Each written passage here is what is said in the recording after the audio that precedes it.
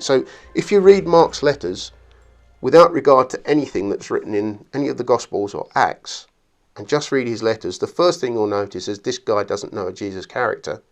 His Jesus is mythical, without a doubt, and he doesn't mention any time frames. Then when you read Mark without any regard to the information that's in Matthew, Luke, or Acts of the Apostles, and it's a Harry Potter novel.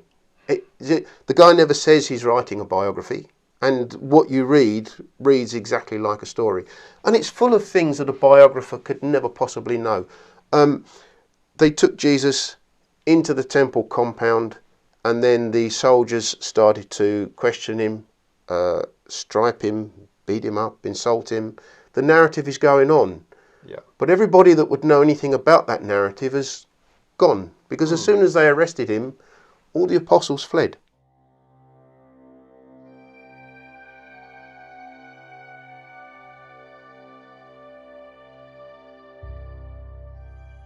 Mark is the shortest and most concise. Matthew's next. He extends it, puts the birth narrative in, changes the slant a little bit. Says, well, I'm going to say no. You do have to be Jewish to be a Christian. I don't like your idea of if you're a Gentile, you can be a Gentile, but not Jewish. You've got to change it. Luke, we can see, is taken his information from Mark and Matthew. I don't think it's any bigger, but some of the material is slightly different. We're not going to get into Q sources and things like that. Q is a dead duck. That's not even necessarily true that there is this other source which they were copying from. There was never a Q. If you're talking Q, you're actually talking the fact that when Paul says, if you accept another Jesus, if someone comes to you and preaches about another Jesus, you put up with it easily enough. There were people preaching dying and rising demigods all over the place, and they were doing that BCE as well as Common Era. Yeah, but when we get to John, that is the real Marvel comic adventure, isn't it? Wow. Yeah. he's the closest to modern day Catholicism as well, and he's the iron rod, and this is how it's got to be.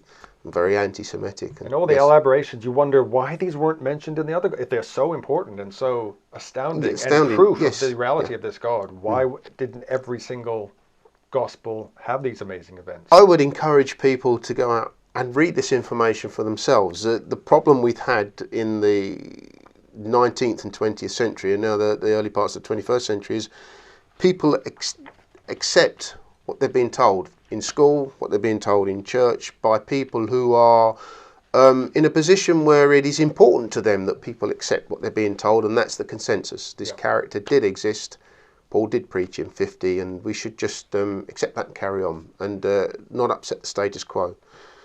I would like people to say, well, actually, no, I'm questioning why it is I believe this person existed, and I'm coming to the conclusion that the only reason I think this person existed is simply because I've been told he existed. I've never gone out and actually researched it. So I would encourage people to go and buy the translations of these texts and read them in chronological order. And as you read the first text, Paul's letters, read them without regard to anything that the Catholic or the Protestant Church might tell you or anything you find in the Gospels. And just consider what you see Paul thought and what he tells you about this Jesus character. Then move on to the next text and see it as, right, this is the idea being advanced.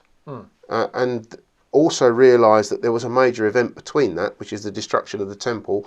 Then we get the Gospel of Mark. And read Mark in isolation, just Mark. And you will see that the author doesn't tell you he's writing a story or a biographical story, is the first point. And secondly, when you read it, it reads like a novel. It reads like a Harry Potter novel. Like mythology. Like mythology. Someone is making up theology, which will be mythology in the future. Then you'll see when you read Matthew, Luke and Acts that these people have just picked up the mantle and advanced it further. Look into your history and you will see that the only reason we are talking about these characters and these books today is because Constantine just happened to be the winner of a four-way civil war around 325.